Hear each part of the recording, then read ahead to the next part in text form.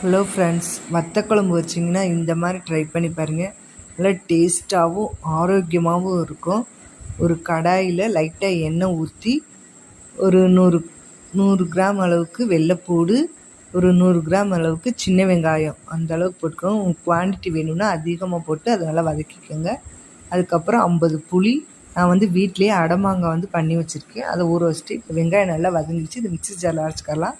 அதுக்கப்புறம் கொஞ்சம் தேங்காய், கொஞ்சம் கடுகு, கொஞ்சம் மிளகு இதை போட்டு இதையும் நல்லா வலுவலுன்னு அரைச்சி தனியாக எடுத்து வச்சுக்கோங்க.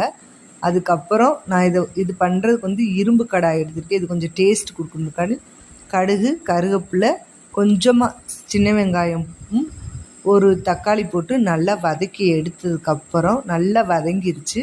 அதுக்கப்புறம் நம்ம பூண்டையும் சின்ன வெங்காயத்தையும் வதக்கினதை அரைச்சி வச்சுருக்கேன். அது இதோடு சேர்த்துட்டு ஒரு 2 ஸ்பூன் நான் வீட்டில் அரைச்சி வச்சுருக்க மிளகாத்தூள் தான் போட்டிருக்கேன். இது கொஞ்சம் காரமாக இருந்தால் தான் நல்லாயிருக்கும். அது நல்லா வதங்கினதுக்கப்புறம் நம்ம அரைச்சி வச்ச தேங்காய், அந்த மிளகு பேஸ்ட்டையும் போட்டுட்டு நல்லா வதக்கிக்கோங்க. அதுக்கப்புறம் லைட்டாக அந்த கழுவுன தண்ணியை ஊற்றிட்டு புளிக்கரைசல் கொஞ்சம் ஊற்றிக்கோங்க. அதுக்கப்புறம் அடமாங்காய், பொரித்து வச்சுருந்த கத்திரி வத்தல், சுண்டல் வத்தல், சீனியவரக்காய் வத்தல், இந்த மாதிரி வத்தல்லாம் நான் ஆட் பண்ணியிருக்கேன். அதுக்கு தேவையான உப்பு போட்டு நல்லா கிண்டி மூடி போட்டு இறக்குனிங்கன்னா செம்மையான டேஸ்டான வத்த குழம்பு ரெடி.